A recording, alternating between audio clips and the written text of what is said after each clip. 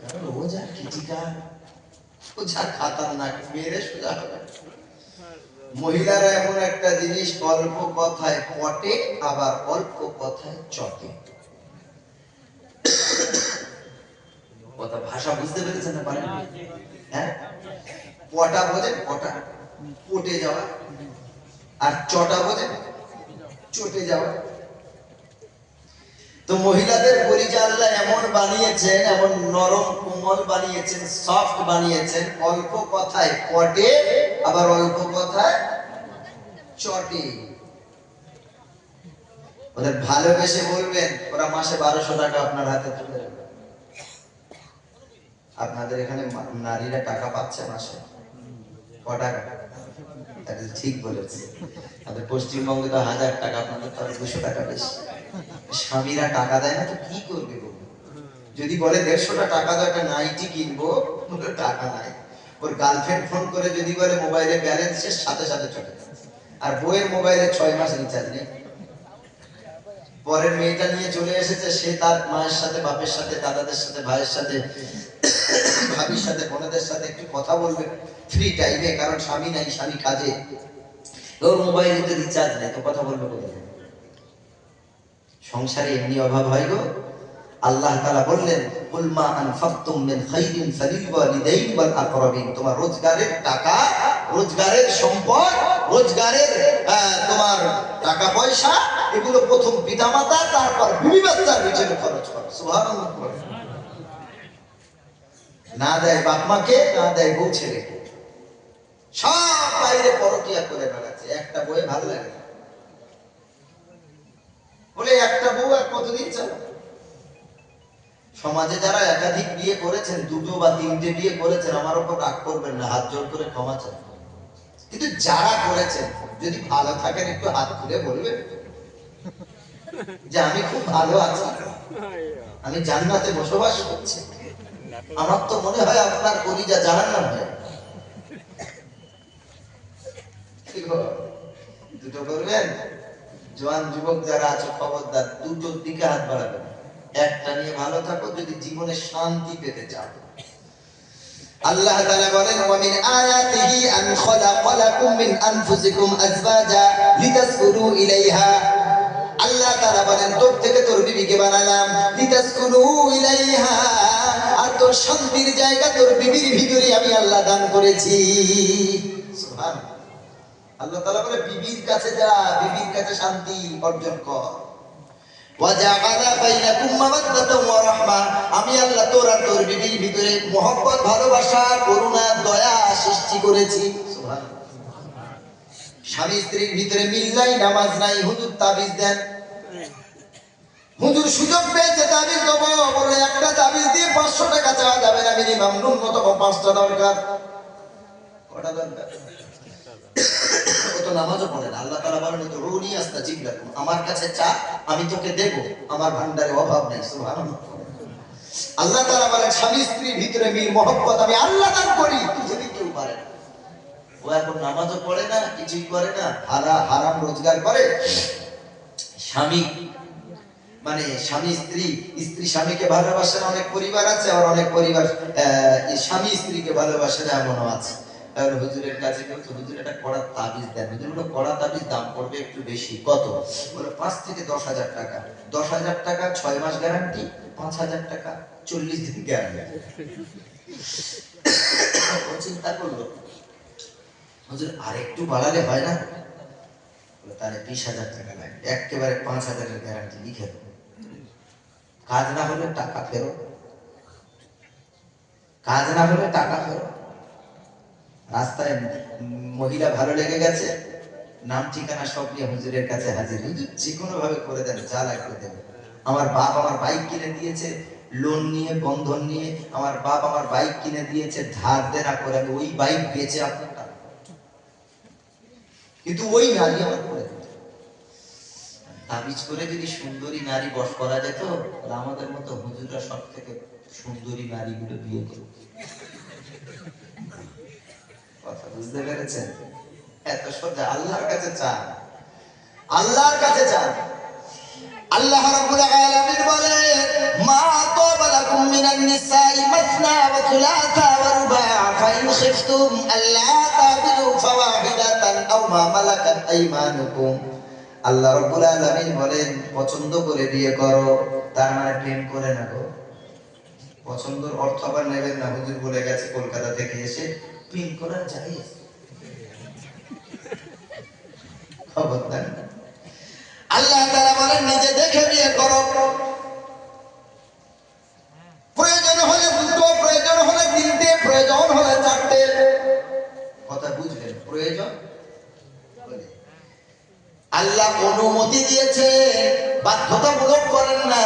প্রথম বিয়ে করেছে, বিবিটা অ্যাক্সিডেন্ট হয়ে এমন শরীর অসুস্থ হয়েছে, উঠতেও পারে না, বসতেও পারে না, নড়তেও পারে না, কিছুই করতে পারে না, কোমায় চলে গেছে। আপনার আবার বিয়ের প্রয়োজন, আপনার বাচ্চার মানুষ করবে কে? আপনার আবার দ্বিতীয় স্ত্রীর প্রয়োজন আছে, তখন আপনি করতে পারেন। দ্বিতীয়টা করেছেন,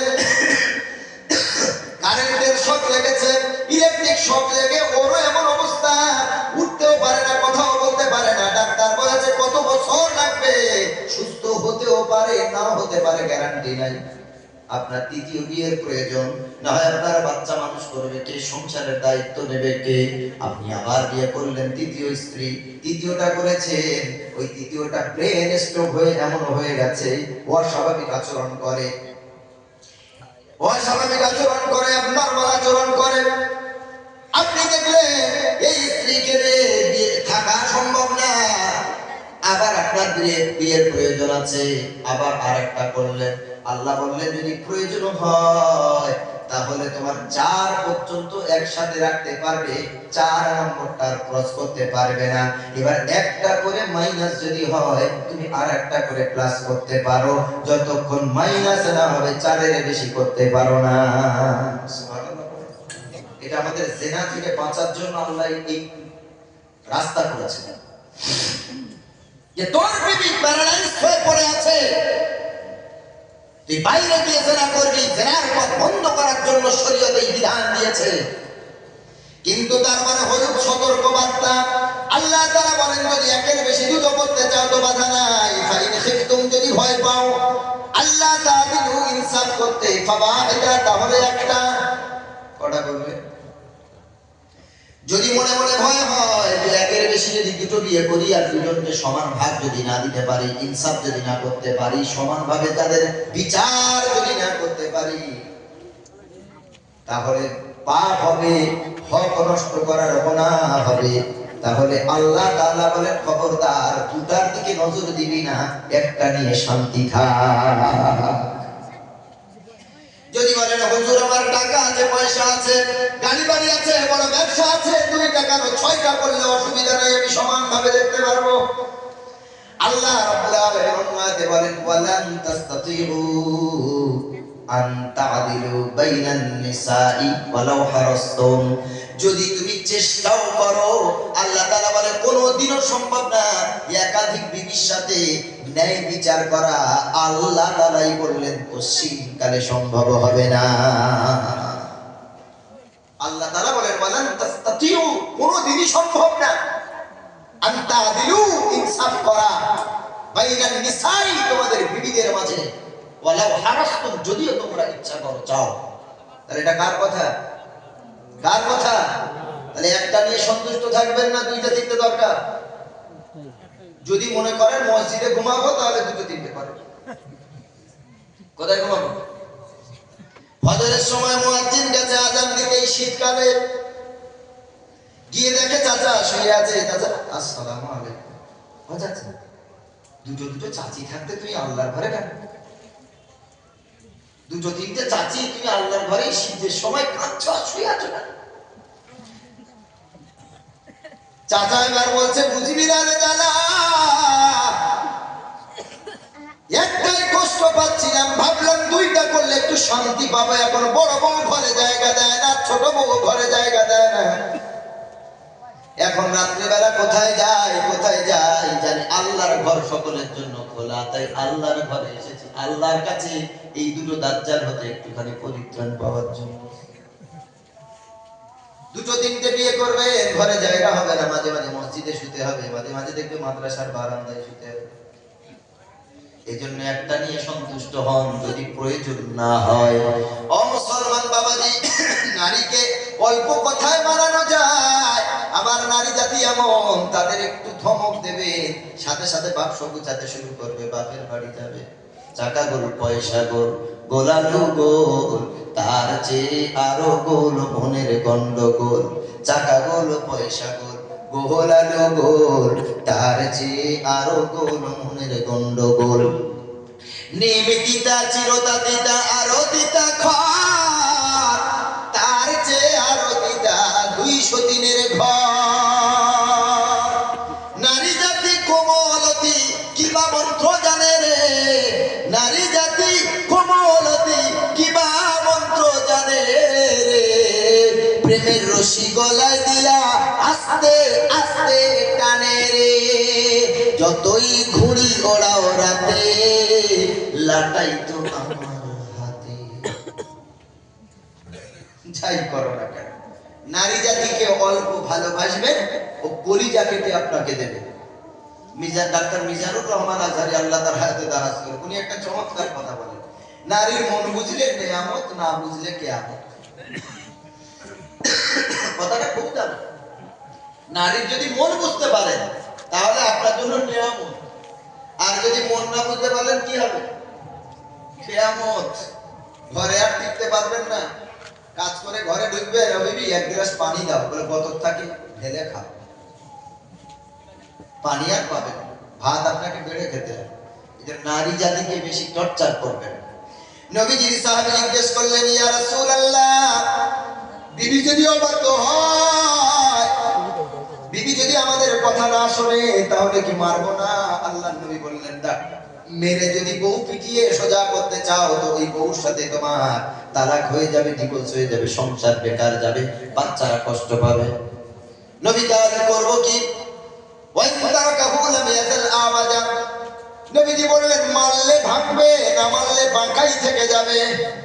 বাঁকা হাড়, মারলে ভাঙবে, না মারলে বাঁকা থাকবে। সাহাবীরা বললেন, ফাজিলনি, আমাদেরকে অনুমতি দেন, আমরা কি করব? আল্লাহর নবী সাল্লাল্লাহু আলাইহি সাল্লাম বলেন, ফাস্তাউসু বিন নিসা, তোমাদের বিবিদেরকে বেশি বেশি নসিহত করো, জাহান্নামের কথা বলো, আখিরাতের কথা বলো। স্বামীর খেদমত করলে আল্লাহ কি ওয়াদা করেছে ওই কথাগুলো বলো, আর স্বামী অবাধ্য হলে কি আযাব, কি গজব, ওই কথাগুলো বলো। আল্লাহর নবী সাল্লাল্লাহু আলাইহি সাল্লাম বলেন, আমি জাহান্নাম দেখে আসলাম, নারী জাতি বেশি। দুনিয়াতে আসার পর নবীজির সাহাবীরা জিজ্ঞেস করলেন, কি কারণে নারী জাতি বেশি? আল্লাহর নবী বলেন, তারা শিরিক করে। সাহাবীরা জিজ্ঞেস করলেন, এই শিরিক বলতে আপনি কোন শিরিক বোঝান? আল্লাহর নবী সাল্লাল্লাহু আলাইহি সাল্লাম বলেন, তারা স্বামীর অনুগত না, স্বামীর অবাধ্য হয়। স্বামীর রোজগার যদি কম হয়, স্বামীকে খোঁটা দেয়, কষ্ট দেয়, অপমান করে। আর স্বামী যদি একটু ভুল দেখতে পায়, তারা স্বামীর সামান্য ভুল নিয়ে অনেক বড় অনেক কিছু করে। আল্লাহর নবী বলেন, স্বামীর অবাধ্য হওয়ার কারণে ওই নারীরা বেশি জাহান্নামী। আল্লাহর নবীর হাদিস আবু দাউদের, নবী সাল্লাল্লাহু আলাইহি সাল্লাম বলেন, স্বামীর গায়ে যদি ফোড়া হয়, ঘা হয়, ওই ঘায়ের রক্ত পুঁজ যদি পৃথিবীর কোন নারী, পৃথিবীর কোন বিবি নিজের জিহ্বা দ্বারা চেটে চেটে পরিষ্কার করে, তারপরেও তার স্বামীর কর্ম করা, কষ্ট করা, গায়ের এক ফোঁটা ঘামের হক আদায় করতে পারবে না। এই কারণে আল্লাহ রাব্বুল আলামিন বলেন, আর-রিজালু কাওয়ামুনা আলান নিসা, আল্লাহ পুরুষ জাতিকে নারীর উপরে প্রাধান্য দিয়েছেন। সুবহানাল্লাহ পড়েন। এই জন্য আল্লাহ রাব্বুল আলামিন পুরুষ জাতি বেশি ধৈর্যশীল হয়, নারীরা ধৈর্যশীল হয় না। নারীরা অল্প কথায় রেগে যায়, একটা যদি মারেন নাও মারেন, যদি একটু বকেন বাপের বাড়ি যাওয়ার জন্য রেডি হয়ে যায়, তাদের অল্প কথায় তারা রেগে যায়। এই কারণে আল্লাহ তালাকের বিধান, তালাকের হুকুম নারীর উপরে দেয় নাই, আমরা পুরুষ আমাদেরকে দিয়েছেন। আমরা 4-5টা হ্যান্ডেলিং করতে পারি, আমরা চতুর্দিক দেখে আমরা বিবেচনা করে ফয়সালা দিতে পারি, যদি মদ না খায়, নেশা না করে। এই কারণে আল্লাহ তালাকের বিধান পুরুষের উপরে দিয়েছে। আল্লাহ যদি এই তালাকের বিধান নারীর উপরে দিত, আমরা যারা বিবাহিত বসে আছি সব তালাক খেয়ে বসে থাকতাম। ওদের যা রাগ, তো ওদের উপরে যদি তালাকের বিধান দিত, আমরা তো বুঝে সুঝে তালাক দিই, 1 2 3, ওরা একসাথে 100 200 দিই। তুই তালাক, তোর মা তালাক, তোর বাপ তালাক, ওদের যা রাগ। এই জন্য নারী জাতিকে একটু বোঝাবে। নবীজি বলছেন ফাস্তাফসু বিন নিসা, নারী জাতিকে বোঝাও, ওদেরকে ভালোবেসে বলো, আদর করে বলো, কাছে ডেকে বুঝিয়ে মাথায় হাত বুলিয়ে বলো। ওরা দেখবে একদিন না একদিন কোরআন হাদিসের কথা, ওরা কিয়ামতের ভয়ের কথা, জাহান্নামের ভয়ের কথা শোনার পর ধীরে ধীরে দেখবে আল্লাহ পরিবর্তন দিয়ে দিয়েছে। আলহামদুলিল্লাহ, বুঝিয়েছে আল্লাহর কোরআন সূরা নিসা। সম্ভবত আল্লাহ রাব্বুল আলামিন বলে, যদি নারী জাতি তোমাদের অবাধ্য হয়, এই ভয় যদি থাকে, ওই নারী জাতিকে ফাইজুহুন্না, বোঝাও, ওয়াজ করো, নসিহত করো। দেখেন অনেকের বিবি হয়তো অবাধ্য, কিন্তু আল্লাহর কোরআন সিস্টেম দিচ্ছে আমাদের। প্রথম ফাইজুহুন্না, তাকে বোঝাতে হবে। কি করতে হবে বলেন? ওয়াজ করতে হবে, নসিহত করতে হবে। নবীজি কি বলেছেন? নবীজি তার স্ত্রীর সাথে কেমন বার্তাও করেছেন, কেমন ব্যবহার করেছেন, নবী স্বামী স্ত্রীর সাথে কেমন মহব্বত ছিল, সাহাবী তাদের স্ত্রীদের সাথে কেমন মহব্বত ছিল। গরিব সাহাবী, একজন আল্লাহর নবীর সাহাবী, একটা কাপড়, কটা কাপড় বাবাজি? একটা কাপড়। অনেকে বলেছেন আব্দুল্লাহ আল আনসারী, কিন্তু বর্ণনাটা সহি না, ঘটনাটা সহি, কিন্তু আব্দুল্লাহ আনসারী সাহাবী এটা ঠিক, আনসারী সাহাবী, কিন্তু সাহাবীর নামটা নিয়ে অনেক মতভেদ আছে। আল্লাহর নবী এক সাহাবী এত গরিব, আনসারী সাহাবী, একটাই মাত্র কাপড়, কিন্তু জামাতে নামাজ পড়তে হবে নবীজির পিছনে। নবীজির পিছনে জামাতে নামাজ পড়ার সওয়াব অনেক বেশি। একটা মাত্র কাপড়, স্বামী আর স্ত্রী উভয় একটা কাপড়। ফজরের ওয়াক্ত হয়ে যেত, নামাজের ওয়াক্তগুলোতে আল্লাহর নবীর ওই সাহাবী, একটা গর্ত করা ছিল ঘরের ভিতরে, ওই গর্তে তার স্ত্রী নেমে যেতেন, আর কাপড়টা, তার পরনের কাপড়টা খুলে স্বামীকে দিয়ে দিতেন। স্বামী ওই কাপড়টা পরে দৌড় দিয়ে নবীজির পিছনে জামাতে নামাজ পড়তেন। কিন্তু নবীজি সালাম ফেরার পরে ওই সাহাবী আর এক সেকেন্ড বসতো না। সব সাহাবীরা দেখে একদিন দুই দিন দেখে, আমরা তো নবীজির সাথে আমরা বসে থাকি, নবীজির তালিম নেই, কিন্তু সালাম ফেরাবার পর আল্লাহর নবীর এই সাহাবী কেন বসে না, কেন চলে যায়? একদিন দুই দিন দেখার পর নবীজি বললেন, ও সাহাবীরা, আগামীকাল নামাজের পর তোমরা এই সাহাবীকে যাওয়ার আগেই টেনে ধরবে, যেতে দিও না। আমি নবী তার সাথে কথা বলতে চাই, কেন সালাম ফেরাবার সাথে সাথে সে দৌড় দিয়ে চলে যায়। আল্লাহর নবীর সাহাবী, আল্লাহর নবীর কথা শোনার পর দ্বিতীয় দিন নামাজের পর এমন করে নবীজির সাহাবী যখন বেরিয়ে আসছে দৌড় দিয়ে, সাহাবীরা তার কাপড় ধরেছে, হাত ধরেছে। সাহাবী বলছেন, আমাকে ছেড়ে দাও, আমাকে ছেড়ে দাও, বাড়ি যেতে দাও। বললে না না, নবীজির হুকুম, নবীজির আদেশ, তোমার ধরে রাখতে বলেছে। আল্লাহর নবী বলেন, সাহাবী রে, আমি কয়েকদিন লক্ষ্য করলাম সালাম ফেরাবার পর তুমি দৌড় দিয়ে চলে যাও, কারণটা কি? আল্লাহর নবী সাহাবী বলবেন এই কথা আশা করেন নাই। তিনি ভেবেছিলেন আমার গরিবত্ব, আমার অসহায়ত্ব আমার ভিতরেই থাক, আল্লাহ যেদিন আমার ক্ষমতা দেবেন, সেই দিন অনেক কিছু আল্লাহ দেবেন। কোনদিন নবীর সামনে এসে বলে নাই নিজের গরিবত্বের কথা, কোনদিন এসে বলে নাই, হাতও পাতে নাই। নবীজি যখন তাকে ধরলেন, সাহাবী হাউ মাউ করে কেঁদে বলে, ইয়া রাসূলুল্লাহ, ইয়া হাবিবাল্লাহ, আমার তো মন চায় আপনার পিছনে বসি, আপনার তালিম শুনি, আপনার সাথে দোয়া করি গো হাবিব, কিন্তু আমি এমন অসহায়, একটাই মাত্র কাপড় পরে নামাজ পড়তে হয় আমাকে আর আমার বিবিকে। আমার বিবি এখন গর্তের ভিতরে, বাড়ির ভিতরে, গর্তের ভিতরে। আমার বিবি তার কাপড়টা খুলে দিয়েছে আপনার পিছনে জামাতে নামাজ পড়ার জন্য। আমি যদি দেরি করি ওয়াক্ত চলে যাবে, নামাজ কাজা হয়ে যাবে, এই জন্য করে আমি দৌড় দিয়ে চলে যাই। আমি এমন গরিব, একটা কাপড় ছাড়া আমাদের স্বামী স্ত্রীর আর কিছুই নাই গো হাবিব। আমি গিয়ে ওই কাপড়টা আমি উলঙ্গ হয়ে আমার বিবির কাছে ছুড়ে দিই, আর গর্তে আমি থাকি, আমার বিবি উপরে এসে নামাজ আদায় করে।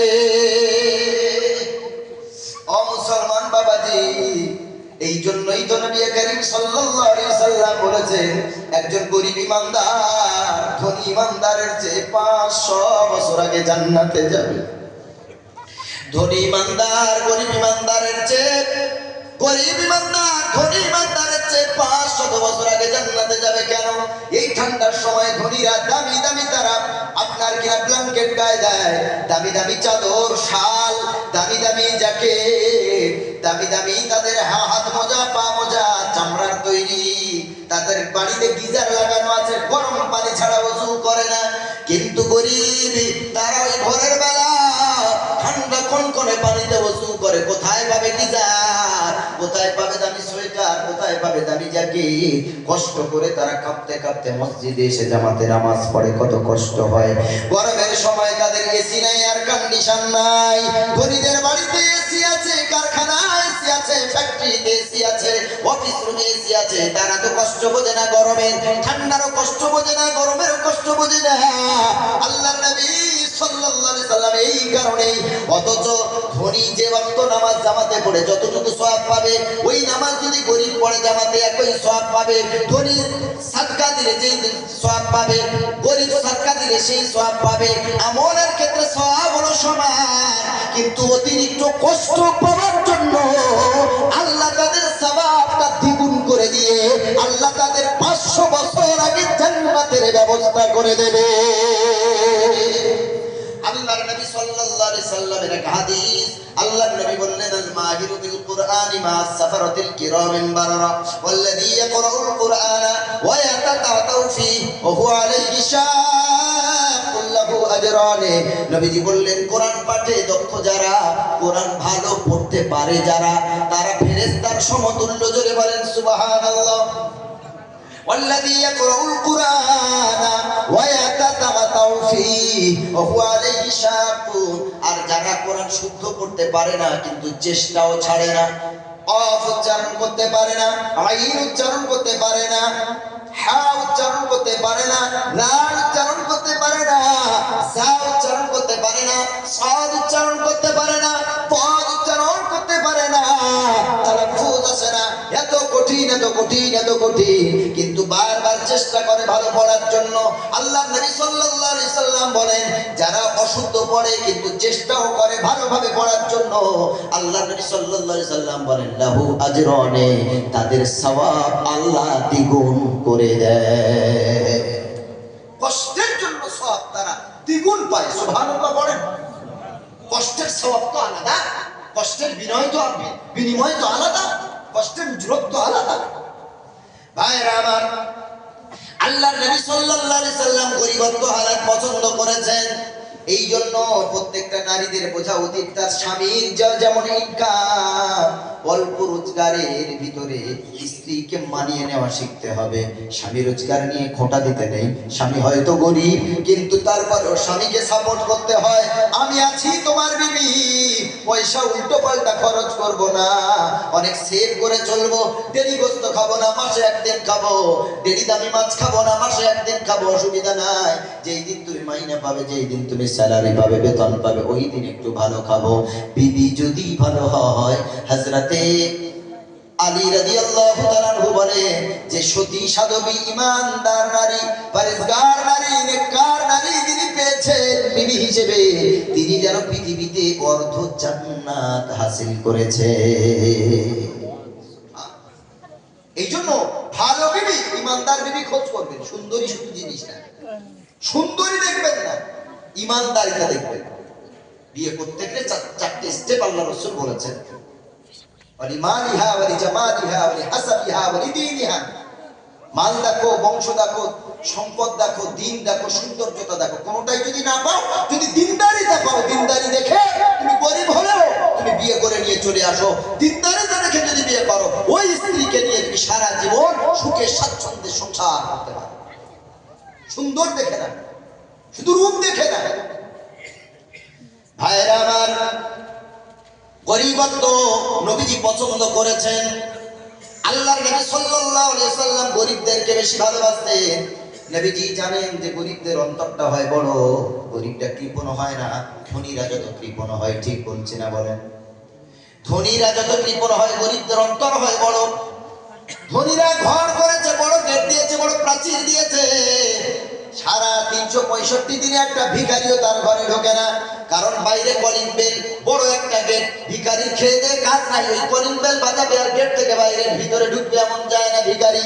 আমার আপনার যারা গরিব মানুষ আছে, উন্মুক্ত দরজা খোলা, আর গরিব ভিখারি দুস্থ দরিদ্র সহায় নিপীড়িত নির্যাতিত, তারা সকাল দুপুর বিকাল এসে আমাদের কাছে সাহায্য চায়। আমাদের বিবিরা থাকে বাড়িতে, আমরা থাকি কাজে, এক গ্লাস পানি দিয়ে সহযোগিতা করে, একটা খেজুর দিয়ে সহযোগিতা করে, একটা বিস্কিট দিয়ে তার মুখে হাসি ফোটায়। বিবির হাতে যদি টাকা না থাকে, এক মুঠো চাল দিয়ে হলেও তাদের মুখে হাসি ফোটায়। আর যদি পরিবারে শান্তি আছে তো বিবির কারণে শান্তি রে ভাই, বিবির কারণে পরিবারে শান্তি আছে, কারণ মেয়েদের মন অনেক বড়, কেউ যদি তাদের কাছে হাত পাতে তারা কিছু না দিয়ে ফেরায় না। আল্লাহর নবী সাল্লাল্লাহু আলাইহি সাল্লাম এই কারণে বললেন, লা তাসুব্বুন নিসা, পৃথিবীর নারীদেরকে গালাগালি করো না, মারধর করো না, গালাগালি করো না, কথা যদি না শুনে ফাইজুহুন্না, তাকে ওয়াজ করো, তারপরে যদি নসিহত করে কাজ না হয়, বাহজুরুহুন্না ফিল মাদাজি, বিছানাটা আলাদা করে দাও। স্বামী তুমি ঘুমাবে নিচে, তোমার বিবিকে ঘুম পড়াবে উপরে। বিছানা আলাদা করে দেওয়ার মানে এটা না বিবিকে ঠান্ডাকালে বাইরে বারান্দায় ঘুম পড়াবে, আর তার বাপ দিয়েছে খাট, তার বাপ দিয়েছে তক্তপোষ, তার বাপ দিয়েছে পালং, তুমি বেটা তুমি ঘুমাবে পালঙে আর তোমার বিবি ঘুমাবে নিচে। না না, নবীজি বললেন বিছানাটা আলাদা করো, তুমি থাকবে নিচে, তুমি থাকবে অন্যত্রে, তোমার বিবিকে খাটের উপরে ঘুম পড়াবে, অসুবিধা নাই। নারীরা সব সহ্য করতে পারে, স্বামী ছাড়া আলাদা থাকবে একদিন, 2 দিন, 3 দিনের বেশি সহ্য করতে পারে না। আল্লাহ রাব্বুল আলামিন বলে, যদি বিছানা আলাদা করেও না হয়, ফাদরিবুহুন্না, হালকা প্রহার করো।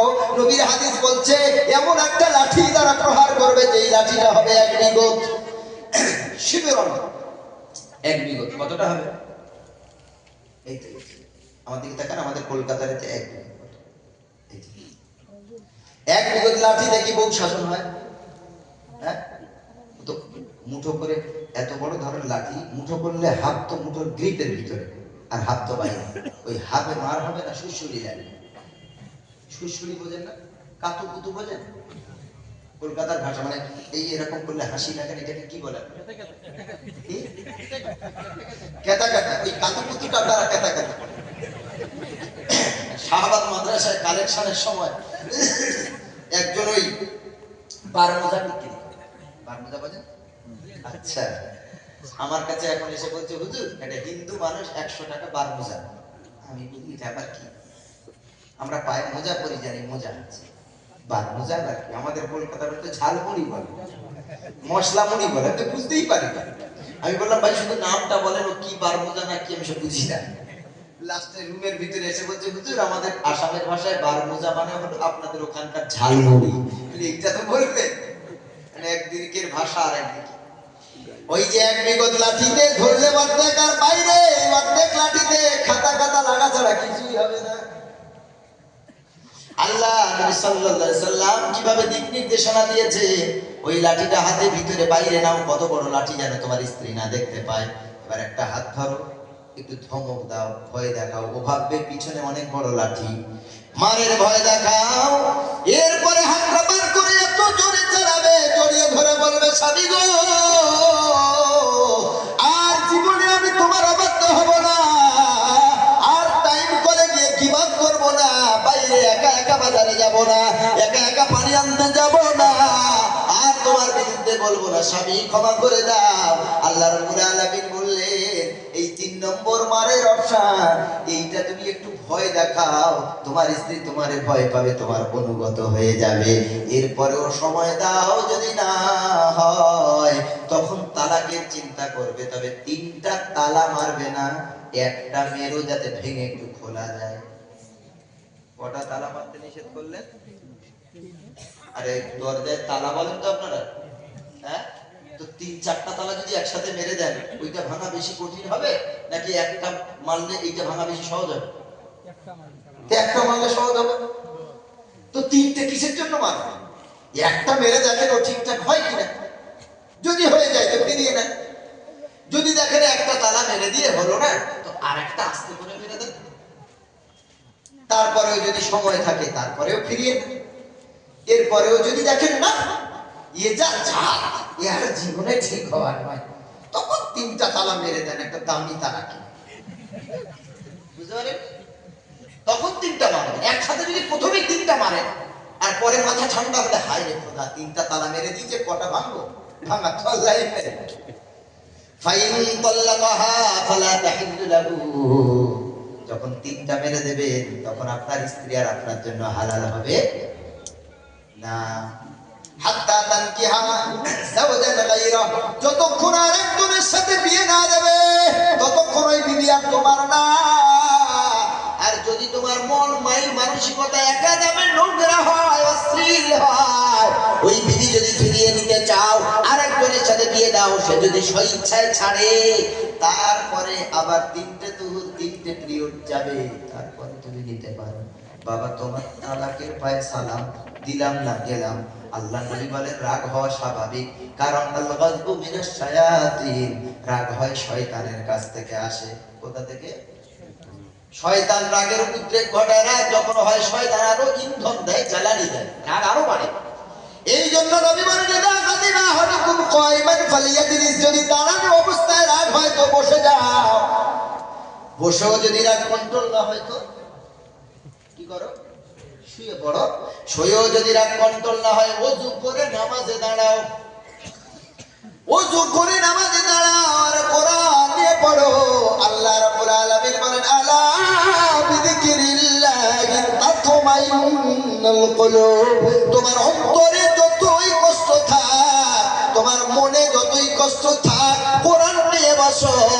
কোরআনের মাধ্যমে, কোরআনের বরকতে তোমার অন্তরের কষ্ট, মনের কষ্ট, দিমাগের কষ্ট, ব্রেনের কষ্ট, তোমার রাগ কোরআনের মাধ্যমে আল্লাহ তাআলা বলে শান্তিতে আল্লাহ কোরআনের মাধ্যমে তোমার রাগ কন্ট্রোল করে দেবে।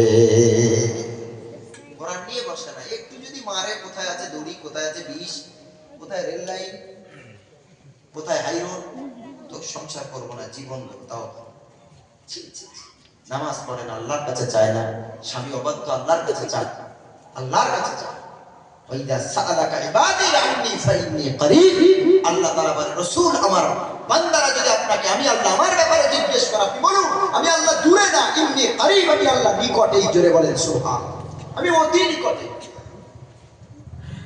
উজিবু দাওয়াতাদ দাঈ ইযা দাআন, বান্দা যখন আল্লাহর কাছে হাত তুলে চায় আল্লাহ বলে সাথে সাথে আমি দান করে দিই। সুবহানাল্লাহ, আল্লাহর কাছে বান্দা চায়, আরে আল্লাহর কাছে চাইবেন।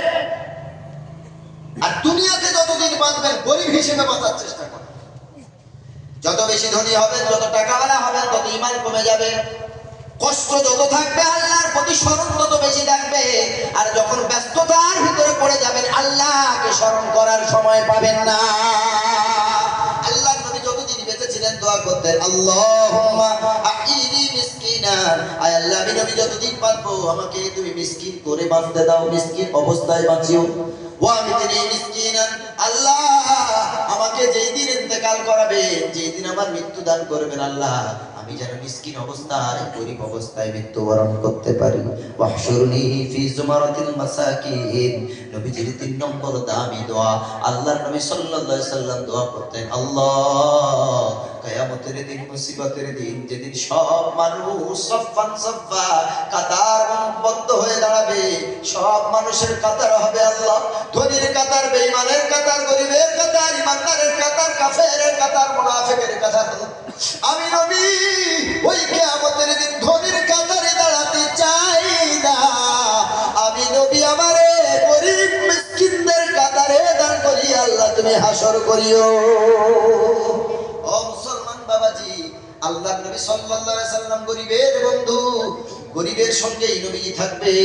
গরীবকে ভালোবাসতে শিখুন, এতিমকে ভালোবাসতে শিখুন, কোরআনওয়ালাকে ভালোবাসতে শিখুন। টাকা পয়সা যতটুকু আল্লাহ দিয়েছেন তার কেউ দান, কিছু অংশ মাদ্রাসাতে দান করুন।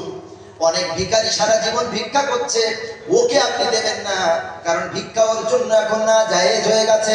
যতদিন অভাব ছিল ততদিন ভিক্ষা জায়েজ ছিল, হয়তো কিছুই করার ছিল না। কিন্তু এক এক মানুষ দেখেছি সারা জীবন ভিক্ষা করে যাচ্ছে, সারা জীবন মানুষের সামনে হাত পাচ্ছে। এক একটা দিন 2-4টা গ্রাম যদি ঘোরে তো কত কিলো চাল হয়, কত টাকা হয়, ওর একটা পেট আবার কত টাকা লাগে। কিন্তু জমায় জমায় জমায় জমায় অনেক টাকা ওর কাছে আছে। আপনি মনে করেছেন ভিখারি, কিন্তু আসলে ভিখারি নয়। ভিখারি হতে গেলে যেই বৈশিষ্ট্য দরকার সেই বৈশিষ্ট্যের ভিতরে আর নাই। ও মুসলমান, কিন্তু মাদ্রাসার এতিমদের আমি প্রায় জায়গায় বলি, মসজিদে দান করার থেকে মাদ্রাসায় দান করা উত্তম।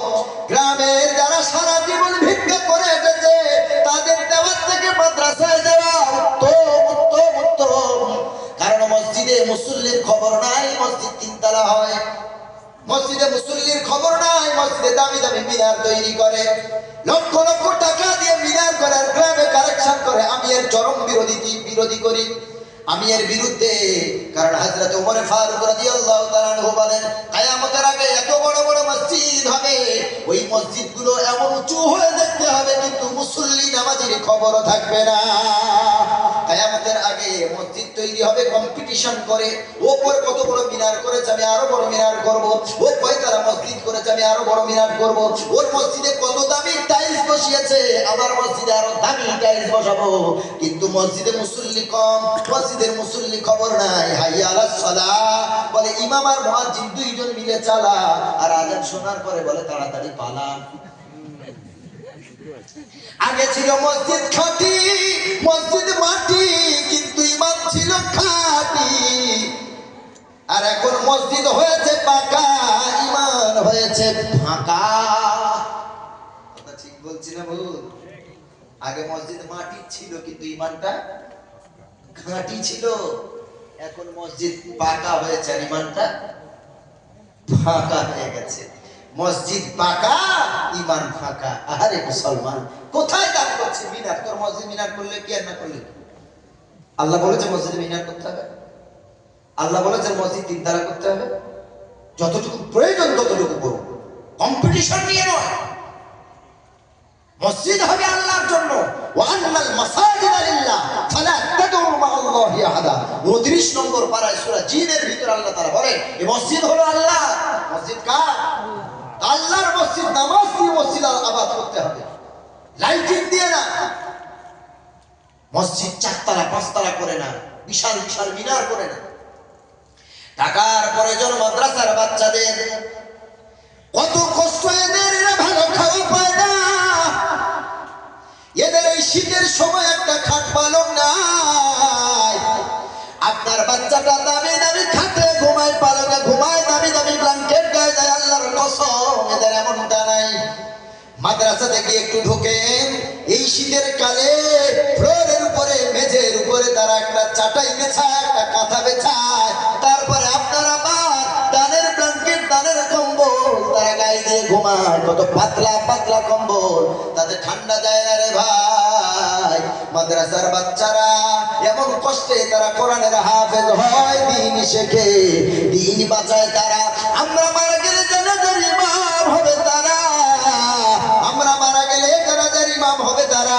কারণ আলেম ছাড়া আপনার জন্মের শুরু থেকে আর মৃত্যু পর্যন্ত কোনো সুযোগ নাই। জন্ম যেদিন হয়েছে ওই দিন এক আলেমের প্রয়োজন হয়েছে, মাদ্রাসার ছাত্রের প্রয়োজন হয়েছে। ওই আলেম ডান কানে আযান দিয়েছে, বাঁ কানে কামাত দিয়েছে। আলেম ছাড়া ওই দিন আমাদের জীবন চলে নেই। আবার যখন যুবক হলাম ওই সময়টা একটা আলেমের প্রয়োজন হলো, ওই আলেম আমাদের বিবাহ করালো। যার জন্ম হয়েছে আলেমের হাত ধরে, যখন যুবক হলাম তখনও আলেমের সাহায্য। মৃত্যুবরণ করার সময় তখনও কষ্ট হয়, মাদ্রাসার ছেলেদেরকে নিয়ে কোরআন খানি করায়। এরপরে তখনও আলেমদের প্রয়োজন, তখনও দরকার। মারা যাওয়ার পর তখনও আলেমদের দরকার। কারণ জানা যায় তোমার ডাক্তার ছেলেটা পড়াতে পারবে না, তোমার মাস্টার ছেলেটা পড়াতে পারবে না, উকিল সাংবাদিক সাহিত্যিক ছেলেটা পড়াতে পারবে না। তুমি হয়তো তোমার সন্তান তাকে ডাক্তার বানিয়েছো, মাস্টার বানিয়েছো। আল্লাহর কসম আমি বলে ইসলাম বলে যায়, তোমার ওই ছেলেটা জানাজার কোনো দোয়া জানে না। তুমি বাপ মারা গেছো আর তোমার সন্তান দুপোটা চোখের পানি ফেলে জানাজা পড়ে, কিন্তু জানাজাতে কি কি পড়তে হয়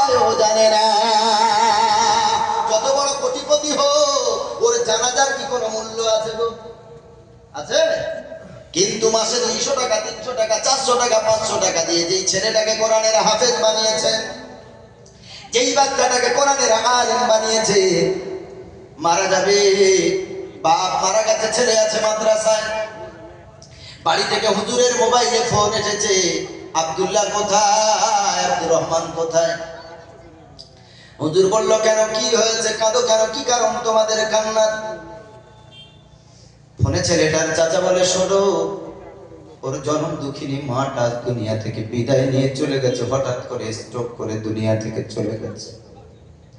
ছেলেটারে কিছু বলার দরকার নাই, একটু ছুটি দিয়ে ওকে একটু বাড়িতে পাঠিয়ে দেন। হুজুর ফোনটা ধরে হাউমাউ করে কাঁদে, চোখের পানি মোছে। ছেলেটারে দেখে কিছুই বলে না, বলে, বাবা তুমি বাড়ি যাও। ছেলেটাও বোঝে না কেন আমার হুজুর হঠাৎ করে বাড়ি যেতে বলে, কারণ আজকে বৃহস্পতিবার নয়, শুক্রবার তো নয়, ছুটির দিন না। ছেলেটার মনে চিন্তা, হুজুর কি হয়েছে, কেন বাড়ি যাবো, বাড়িতে কি কোনো বিপদ? হুজুর বলে না, বাবা বাড়ি যা। ছেলেটা যখন ব্যাগটা কাঁধে নিয়ে বাড়ির দিকে রওনা, ছেলেটা দেখে বাড়ির বাইরে গ্রামের কত মানুষ বাড়ির বাইরে ভিড় করে দাঁড়িয়ে আছে। ছেলেটা কাঁধের ব্যাগটা নিয়ে বাড়ির ভিতরে যখন ঢুকতে যায়, সবাই তাকে দেখে সাইড দিয়ে দেয়, সবার মুখে কাপড়, সবাই কান্না করে, হাউমাউ করে। ছেলেটা ভিতরে গিয়ে দেখে একটা ঘরের ভিতরে কেউ কোরআন পড়ে, কেউ কান্না করে, হাউমাউ করে। ছেলেটার দাদা কাঁদে, ছেলেটার বোন কাঁদে গো, ছেলেটার বাবা কাঁদে। ছেলেটা ঘরের ভিতরে ঢুকে আর বুঝতে বাকি না, আমার ধনব দুঃখিনী মা দুনিয়াতে আর নাই। যেই ছেলেটা মাসে একবার বাড়িতে গেলে তার ওই ছেলের মা তার বাবাকে বলতো, তার স্বামীকে বলতো, ছেলের বাবাকে বলতো, যাও যাও আজকে বাজারে যাও, আমার ছেলেটা 1-2 মাস পরে বাড়ি ফিরতেছে। ছেলেটা মাদ্রাসায় ভালো খেতে পায় না, তুমি আজকে বাজারে গিয়ে লোকাল মুরগি নিয়ে আসবে, একটু খাসির গোস্ত নিয়ে আসবে, গরুর গোস্ত নিয়ে আসবে, তার দামি দামি মাছ একটু নিয়ে আসবে, আমার বাচ্চাটারে আমি মন ভরিয়ে খাওয়াবো। ছেলের বাপ ওই দিন কাজ যায় নাই, কাজ বাদ দিয়ে ছেলে মাদ্রাসা থেকে বাড়ি আসবে, বাজারে গিয়ে সব থেকে দামি দামি খাবারগুলো ছেলের জন্য এনেছে। ছেলের মা ছেলেকে সব গালে তুলে খাওয়ায় আর চোখ মোছে, চোখের পানি পরিষ্কার করে। ছেলেটা মায়ের মাথায় হাত দিয়ে বলে, মা কাঁদো না, তুমি কাঁদো কেন গো মা? মা কান্না করে আর বলে, বাবা রে, 1-2 মাস হয়ে গেছে তোর গালে তুলে আমি খাওয়াতে পারি নাই। মাদ্রাসায় তুই থাকিস, আমার কষ্ট হয়, আমার চিন্তা হয় রে বাবা, তুই ভালো খেতে পাস না, আমি তাই আর তোরে গালে তুলে খাওয়াবো। তুই তো একটা দিনের জন্য এসেছিস, আগামীকাল আবার মাদ্রাসায় ফিরে যাবি বাবা।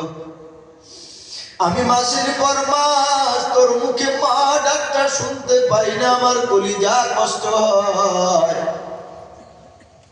ও মুসলমান বাবাজি, মাঝে মাঝে মাদ্রাসায় এসে দেখবে, 1-2 মাস পর মাদ্রাসার ছেলেদের যখন আব্বা মা যখন মাদ্রাসায় আসে, ছেলেটা যখন জানতে পারে আজকে আমার বাবা আসবে, আজকে আমার মা আসবে, ওই ছেলেটা খানা পিনাও করে না।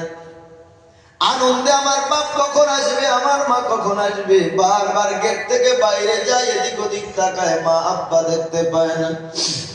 জোহরের নামাজ হয়ে গেল, ছেলেটা এখনো ঘড়ি দেখতেছে, কখন আমার মা আসবে, কখন আমার বাবা আসবে। একটা করে গাড়ি পাস হয়ে যায়, ভাবে এই গাড়িতে আমার মা আসতেছে, আমার বাবা আসতেছে, কিন্তু কোন গাড়িতে তার বাবা নামে না, মাও নামে না। অধীর আগ্রহের পরে যখন দেখে তার বাপ তার মা দৌড় দিয়ে গিয়ে বাবাকে বুকে জড়িয়ে ধরে, মাকে বুকে জড়িয়ে ধরে, যেন কত মাস কত বছর বাচ্চা হারিয়ে পড়েছে। মা তাকে কপালে চুমা দেয়, আদর করে, কত আনন্দ করে। ওই সময় বাচ্চা মাদ্রাসায়, বাচ্চাটার বাপ নাই মা নাই, বড় এতিম অনেক বাচ্চা এমন মাদ্রাসায় আছে যার বাবা নাই, যার মাও নাই। যার বাবা আছে মা আছে, যেদিন আসে কত খাবার নিয়ে আসে, কত কিছু নিয়ে আসে, ছেলেটারে কত আদর করে, কত ভালোবাসে, গালে তুলে খাইয়ে দিয়ে বাড়ি ফেরে। বাপ মা হারা এতিম বাচ্চা দূর থেকে এই দৃশ্য দেখে আর কাঁদতে থাকে, আরে আজ যদি আমার বাবা থাকতো আমারও এমন আদর করতো, আজ যদি আমার মা থাকতো আমারও এমন আদর করতো, আমার জন্য ব্যাগ ভর্তি করে খাবার আনতো। ও মুসলমান বাবাজি, মাদ্রাসার ছেলে যখন শুনে ওর মা মারা গেছে, বাপ মারা গেছে, মনে হয় পাহাড় ভেঙে মাথায় পড়েছে। বাড়ির ভিতরে ঢুকে দেখে জনম দুঃখিনী মা গোসল দেওয়া কমপ্লিট, শুয়ে আছে খাটের উপরে। মাদ্রাসা থেকে গিয়ে ব্যাগটা ফেলে দিয়েছে, আছাড় খেয়ে মায়ের মৃত লাশের সামনে গিয়ে মা মা বলে চিৎকার দিয়ে কান্দে। মরা মায়ের লাশটা বুকে জড়িয়ে ধরে মা মা বলে কাঁদে আর কপালে চুবা দেয়, মা গো আমার মাদ্রাসায় আর কে দেখতে যাবে, আমার কে গালে তুলে খাবে, আমারে আর কে আদর করবে রে মা, আর কারে আমি মা বলে ডাকবো গো মা। ঈদের দিনে আমার চোখে কে সুরমা পরিয়ে দেবে, আমার গায়ে কে আতর দিয়ে দেবে, আমার গালে আমার মুখে কে সিমাই তুলে দিয়ে মসজিদে পাঠাবে ঈদের নামাজ। ও মা ও মা, মা মা করে চিৎকার দিয়ে মাদ্রাসার বাচ্চাটা কাঁদতে থাকে জনম দুঃখিনী হারিয়ে। জানাজার নামাজ পড়াতে যাবে, খাটিয়া ধরে সবাই যায় জানাজার নামাজের দিকে। কাতার লম্বা হয়ে গেল, ছেলেটা পিছনে দাঁড়িয়ে আছে। মসজিদের ইমাম বক্তব্য শুরু করলো। বক্তব্য শেষে ছেলেটার পক্ষ নিয়ে বলল, আরো তার দাদা আছে, তার চাচারা আছে, বলল তার মায়ের তার বাবার যদি কোনো ঋণ থাকে তাহলে তার উপযুক্ত সন্তান আছে, তাদেরকে বলবেন পরিশোধ করে দেবে। সব কিছু বলা কমপ্লিট, এরপরে জানাজার নামাজ শুরু হবে। ইমাম সাহেব হুজুর বলল, আয় বাবা আয়, আজকে তুই তোর মায়ের জানাজাটা পড়াবি। আয় বাবা আয়, আজকে তুই তোর বাবার জানাজা পড়াবি রে। আমি তোদের এলাকার মসজিদের ইমাম, আমি কত হাজার হাজার জানাজার ইমামতি করেছি রে বাবা, আজ তুই তোর মায়ের তোর বাবার জানাজার ইমামতি তুই করবি। ছেলেটা কান্না বন্ধ করতে পারে না। জানাজার ইমামতির জায়গায় দাঁড়িয়েছে, ইমাম সাহেব পিছনে চলে গেল। ছেলেটা নিজ মায়ের নিজ বাবার জানাজার ইমামতি করতেছে। সব মুক্তাদিরা মুসল্লিরা তারা নিয়ত করেছে 4 তাকবীরের সঙ্গে ফরজে কিফায়ার নামাজ। এই মাইয়েতের উদ্দেশ্যে কাবা শরীফের দিকে মুখ করে নিয়ত করছি, ইমামের পিছনে আল্লাহু আকবার। কোরআনের হাফেজ ছেলে, আলেম ছেলেটা মা বাবার মৃত লাশটা সামনে নিয়ে আল্লাহর দিকে তাকিয়ে, আসমানের দিকে তাকিয়ে বলে, আল্লাহ আজ আমার মায়ের জানাজা আমি পড়াই দিছি গো আল্লাহ, আমার সামনে আমার মৃত বাবার লাশ। আয় আল্লাহ, জীবনে কোনোদিন জানাজা পড়াই নাই, কিন্তু আজ আমার মায়ের আমার বাবার জানাজা পড়াইতেছি গো আল্লাহ। আমার বাবা মারে তুমি ক্ষমা করে দিও, কথা যেন মুখ থেকে বার হয় না, এত কষ্ট হয়।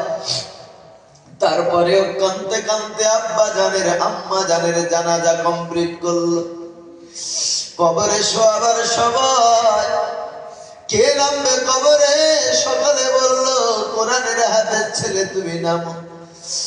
আজ কোরআনের ছেলে কোরআনে মাদ্রাসায় দিতে চান না, কি হবে? হাফেজ হয়ে আলেম হয়ে বড় বড় ডাক্তার মাস্টার বানাবে, অথচ শেষ কোলটা হয়ে যাবে সন্তানের কোলে। একটু খেয়াল করেন, কোরআনের হাফেজ আলেম ছেলেটা কবরের মধ্যে নেমে গেছে, আর হাতটা এভাবে পেতে বলে, দাও দাও দাও, আমার মরা বাবার আমার মরা মায়ের লাশটা আমার হাতে দাও। আমার বাপ মা আমার ছোটবেলায় তার কোলে নিয়ে কাঁধে নিয়ে আমাকে লালন পালন করেছে, আমি সন্তান বাবা মাকে কোলে নেওয়ার সৌভাগ্য কোনোদিন হয় না। আজ আমার এই ভাগ্য আল্লাহ করে দিয়েছে। দাও আমার মায়ের লাশটা আমার কোলে দাও, আমার মরা বাবার লাশটা আমার কোলে দাও, আমার বাপের লাশকে আমার মায়ের লাশটাকে আমি কোলে নিয়ে আদর করে আমি কবরে শুইয়ে দেব। ওরে মুসলমান বাবাজি, যদি পৃথিবীতে একজন কোরআনের হাফেজ আলেম সন্তান রেখে যেতে পারেন, ওই হবে আপনার জানাজার ইমাম। ওই রকম সন্তান জানাজা পড়াবার সাথে সাথে আপনার দুটা জীবনের পাপগুলি ক্ষমা হয়ে যাবে। ওই রকম কোরআনের হাফেজ আলেম সন্তানের কোলে চড়ে আমি আপনি কবরে যাব ইনশাআল্লাহ। আর আমি কেন আলেম হলাম? শুধু গরিবের সন্তান কি আলেম হয়? আমার বাপ তো ডাক্তার, কেন আমারে মাওলানা করলো, হাফেজ করলো কেন? ও বাবাজি, আমি তো বক্তা, আমিও তো ডাক্তার, আমিও তো মাদ্রাসা চালাই, টাকার তো অভাব নাই। কেন আমার 12 বছরের ছেলেটা কেন আজ মাদ্রাসায় দিলাম? আমরা কি সব পাগল? আল্লাহ আমাদের এত আর্থিক সচ্ছলতা শুরু থেকে দিয়েছেন, বড় বড় ইংলিশ মিডিয়ামে পড়াতে পারতাম, আলাদা প্রাইভেট স্কুলে পড়াতে পারতাম, কিন্তু না রে ভাই, একটা মাত্র আশা, আমি যদি বাচ্চাদের জীবন দশায় যদি মারা যায়, আমার বাচ্চা আমাদের জানাজার ইমামতি করবে, আমাদের কাফন পরাবে, আমাদেরকে কবরে কোলে নিয়ে শোয়াবে, মারা গেলে একটু কোরআন খানি করে আমাদের জন্য দোয়া করবে।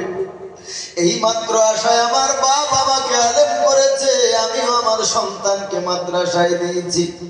পৃথিবীর এলেম কি দরকার? কিছু সময় দরকার, কিন্তু এটা আখিরাতে কোনো মূল্যায়ন নাই রে ভাই। এই জন্য হাতে পায়ে ধরে বলবো, মাদ্রাসার একটা সন্তান দেয়। যদি সন্তান না থাকে, নাতি নাতনিকে হাফেজা বানান।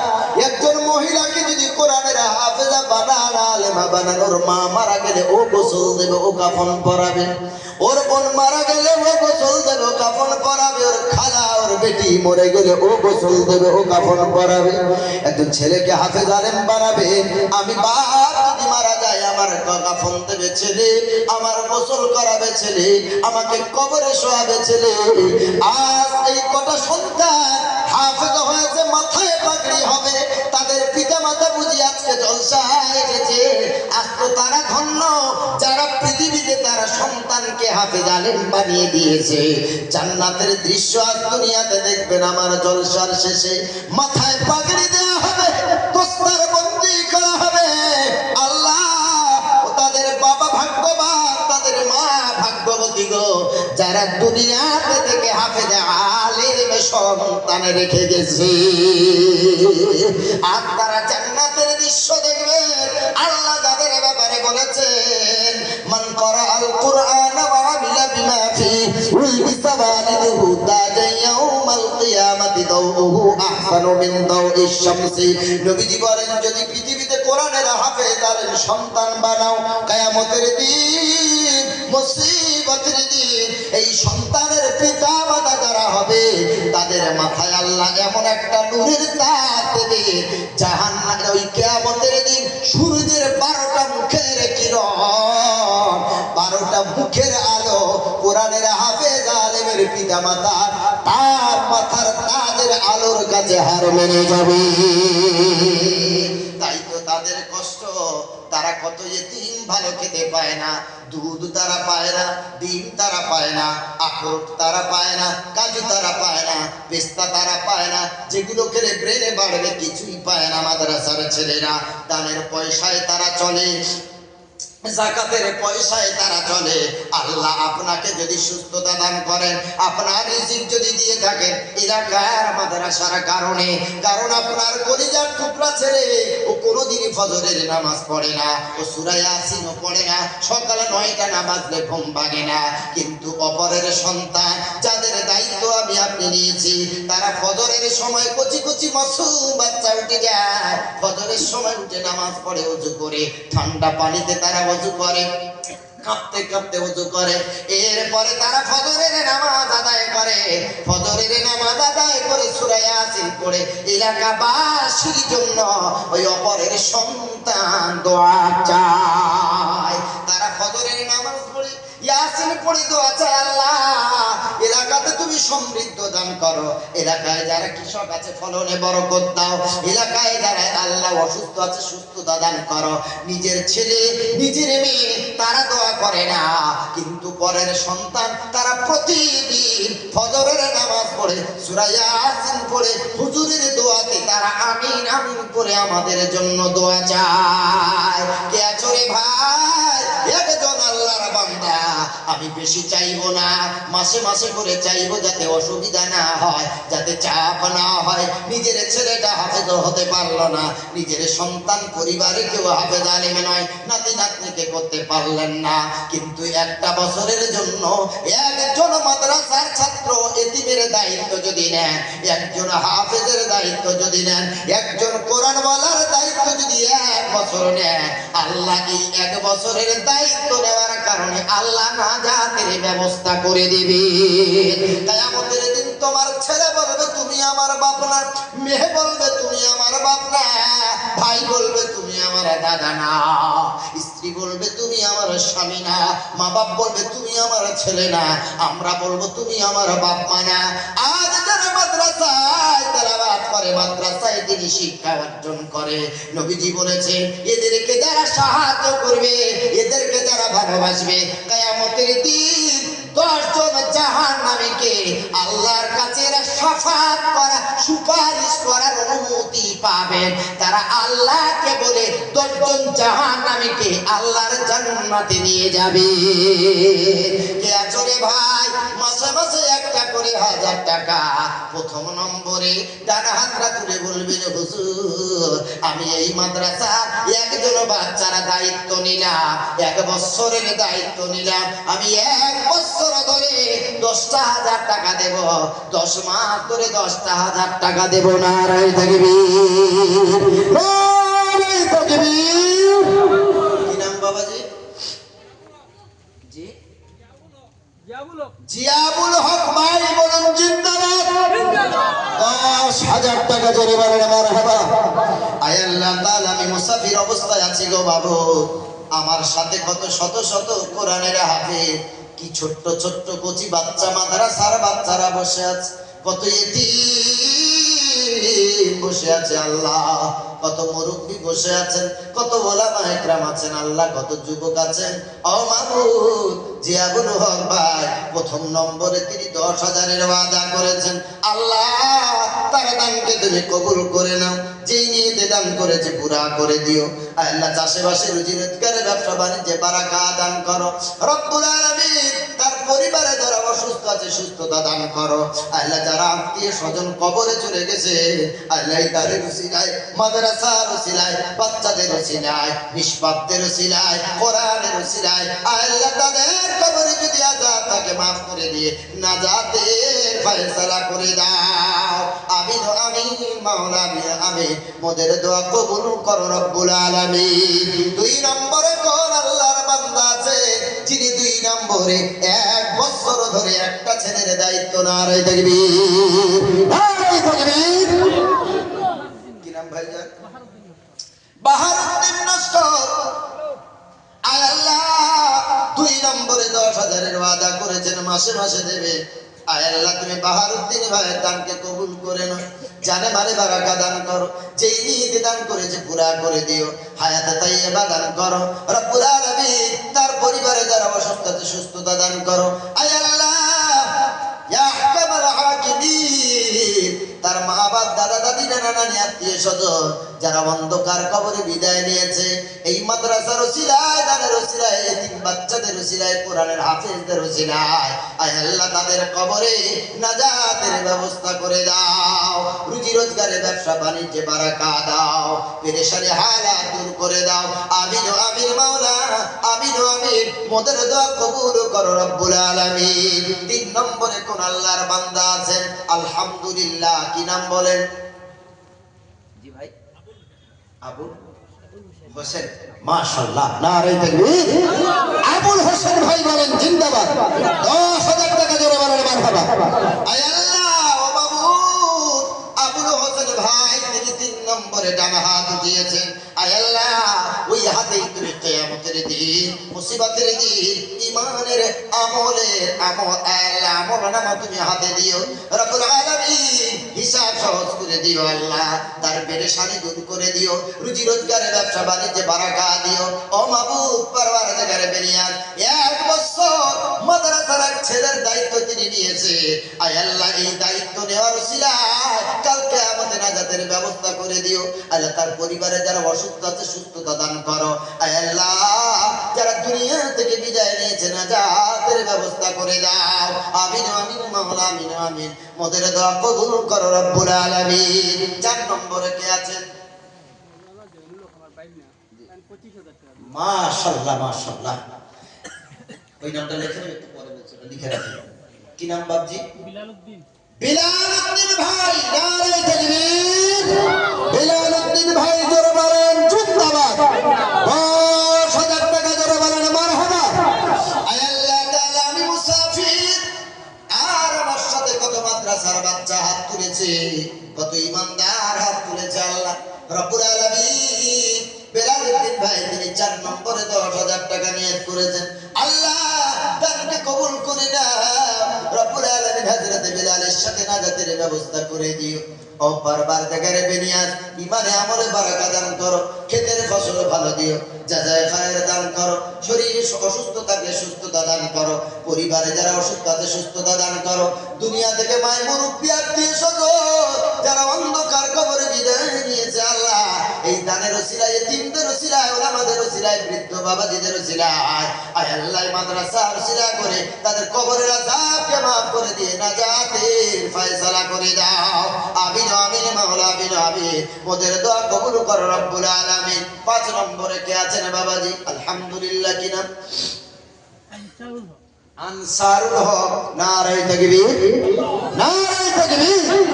আনসারুল হক ভাই বলুন জিন্দাবাদ। 5 নম্বরে 10,000 টাকা জোরে বলেন মারহাবা। আয় আল্লাহ তাআলা, আমার আনসারুল হক ভাই, যার নামের অর্থ হলো সত্যকারী, তিনি সাহায্যকারী। আয় আল্লাহ, 10,000 টাকা 5 নম্বরে ওয়াদা করলেন। আল্লাহ, তুমি তো 5 ওয়াক্ত নামাজ ফরজ করেছো, আয় আল্লাহ সেই সওয়াব তার আমলনামায় দান করো। ও পরওয়ারদিগারে বেনিয়াজ, ইসলামের বুনিয়াদ হলো 5টা, আল্লাহ তার সওয়াব তুমি তাকে দান করো রব্বুল আলামিন। আমার আনসারুল হক ভাই, আয় আল্লাহ তার যদি কোনো পেরেশানি থাকে, যদি কোনো কষ্ট থাকে দূর করে দাও, হায়াতে দারাজ করো, রুজি রোজগারে ব্যবসা বাণিজ্যে আল্লাহ তুমি বারাকা দান করো। 1 বছর ধরে একজন মাদ্রাসার বাচ্চার দায়িত্ব নিয়েছে, আয় আল্লাহ দায়িত্ব নেওয়ার উসিলা করে সমস্ত কষ্ট তুমি দূর করে দাও। তার আত্মীয় স্বজন যারা কবরে চলে গেছে নাজাতের ব্যবস্থা করে দাও। পরিবারে যদি কোনো কেউ অসুস্থ থাকে, আয় আল্লাহ এই দানের উসিলা করে তাদেরকে সুস্থতা দান করে দাও। আমিন আমিন মাওলা, আমিন আমিন। মোদের দোয়া কবুল করো রব্বুল আলামিন। 6 নম্বরে কে আছেন আল্লাহর বান্দা? মাসে মাসে 1 বছর ধরে মাদ্রাসার একটা বাচ্চার দায়িত্ব নেবেন, একজন হাফেজের দায়িত্ব নেবেন, একজন মাসুম বাচ্চার দায়িত্ব নেবেন, একজন এতিমের দায়িত্ব নেবেন। কিনা? সাইদুল ইসলাম ভাই। নারে তাকবীর। সাইদুল ইসলাম ভাই বলুন জিন্দাবাদ। 6 নম্বরে 10,000 টাকা বলেন মারহাবা। আয় আল্লাহ তাআলা, তোমার দরবারে দরবারে দুখানা হাত তুলে দোয়া চাই মাদ্রাসার এই প্রাঙ্গণে বসে সকলকে নিয়ে দোয়া চাই। আল্লাহ আমার সাইদুল ভাই 6 নম্বরে 10,000 ওয়াদা করেছেন। আল্লাহ দানকে তুমি কবুল করে নাও, জানে মানে বারাকা দান করো, যেই নিয়েতে দান করেছে পুরা করে দাও। আল্লাহ রুজি রোজগারে, ব্যবসা বাণিজ্যে, ক্ষেতের ফসলে আল্লাহ সর্বাঙ্গীন দিক দিয়ে বারাকা নাজিল করো। আল্লাহ রব্বুল আলামিন তার কি কষ্ট আছে জানি না, আল্লাহ কষ্ট তুমি দূর করে দাও, পেরেশানি হালাত দূর করো, পরিবারে যারা অসুস্থ আছে সুস্থতা দান করো। ও বারবার দেখা নেবে নিয়াত আত্মীয় স্বজন যারা অন্ধকার কবরে বিদায় নিয়ে চলে গেছে, এই দানের উসিলায় কবরের আযাবকে লাঘব করে দিয়ে নাজাতের ফয়সালা করে দাও। আমিন আমিন মাওলা আমিন আমিন। মোদের দোয়া কবুল করো রব্বুল আলামিন। 7 নম্বরে কে আছেন? আলহামদুলিল্লাহ কি নাম? আব্দুল, মাশাআল্লাহ, আল্লাহর নামে নাম। নারে তাকবীর। আব্দুল আজিম ভাই বলুন জিন্দাবাদ। 7 নম্বরে 10,000 টাকা জোরে বলেন মারহাবা। আয় আল্লাহ তাআলা তোমার বান্দা আব্দুল আজিম তোমার নামই তো না আল্লাহ, তিনি 7 নম্বরে 10,000 ওয়াদা করেছেন। মাবুদ তার দানকে তুমি কবুল করে নাও, জানে মানে বারাকা দান করো, হায়াতে তাইয়্যিবা দান করো, রুজি রোজগারে ব্যবসা বাণিজ্যে বারাকা দাও, সমস্ত পেরেশানি হালাত দূর করে দাও। আয় আল্লাহ আজ আমি একা দোয়া করছি না, আমার সাথে মাদ্রাসার বাচ্চারাও আছে, হাফেজরাও আছে। আয় আল্লাহ আজকে যারা পাগড়ি নেবে তারাও আছে, ওলামায়ে কেরাম আছে, মুরব্বি বাবাজি, হাজী সাহেব, জওয়ান যুবক সকলে আছেন। আল্লাহ রব্বুল আলামিন কারো না কারো আমিন বলা তো তুমি কবুল করে নেবে। আল্লাহ সাইদুল ভাইয়ের দানকে তুমি কবুল করে নাও, আব্দুল আজিম ভাইয়ের দানকে কবুল করে নাও। মাওলাই কারীম আয় আল্লাহ তার পরিবারে যারা অসুস্থ আছে সুস্থতা দান করো, আত্মীয় স্বজন মায়ে মুরব্বি যারা অন্ধকার কবরে বিদায় নিয়ে চলে গেছেন, দানের উসিলায় কবরের আযাবকে লাঘব করে দিয়ে নাজাতের ফয়সালা করে দাও। আল্লাহুম্মা আমিন। 8 নম্বরে কে আছেন? আল্লাহর